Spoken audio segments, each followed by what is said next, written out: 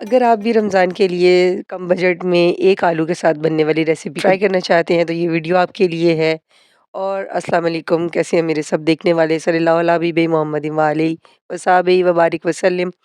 तो आज मैं आपके साथ रमज़ान प्रिपरेशन की फ़र्स्ट जो है अपनी रेसिपी शेयर कर रही हूँ, जो कि बहुत ही ज़बरदस्त लज़ीज़ बनने वाली है।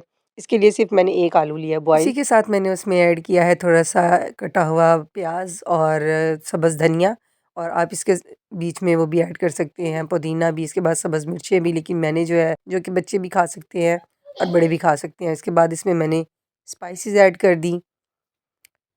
स्पाइसेस में मैंने सबसे पहले कुटी हुई लाल मिर्च ऐड की, उसके बाद सूखा धनिया पाउडर, उसके बाद चिकन पाउडर, उसके बाद नमक और हस्बे ज़रूरत चाइनीज़ नमक ऐड किया, उसके बाद गरम मसाला और थोड़ा-सा नॉर्मल सा जो है ना, इसमें मैंने जो है ना हल्का-सा फ्लेवर के लिए जो है ना थोड़ी-सी टाटरी ऐड की है। अगर आपके पास नहीं है, आप लेमन जूस भी ऐड कर सकते हैं और थोड़ा-सा सिरका भी ऐड कर सकते हैं, जो भी हल्की-सी खटास देने के लिए उसमें ज़रूरी है।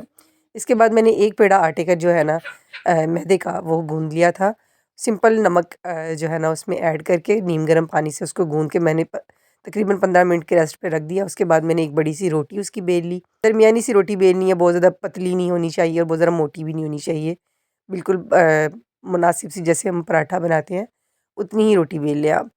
और उसको बेलने के बाद अच्छी तरह से मैंने उसके ऊपर जो है ना ग्रीन चिली का सॉस जो है वो मैंने उसके ऊपर स्प्रेड कर दिया। उसके बाद बनाए हुए मिक्सचर को मैंने उसके ऊपर स्प्रेड कर दिया और अच्छी तरह से मैंने इनकी फ़ोल्डिंग कर दी।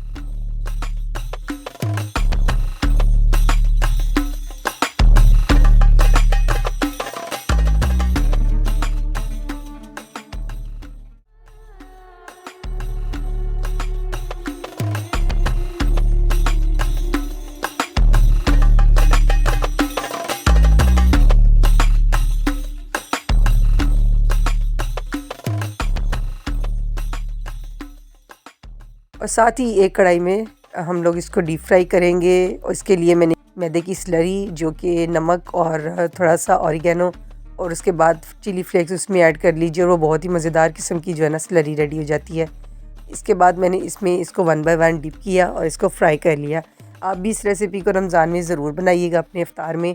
बहुत ही ज़बरदस्त, यम्मी और झटपट बनने वाली रेसिपी, क्योंकि रमज़ान में इतना टाइम नहीं होता कि हम लोग बहुत ज़्यादा बड़े-बड़े खाने बनाएँ, और इफ्तार में इस तरह की झटपट बनने वाली रेसिपीज़ की बहुत ज़्यादा नीड होती है, और मुझे लगा कि मुझे आपके साथ ये शेयर करनी चाहिए।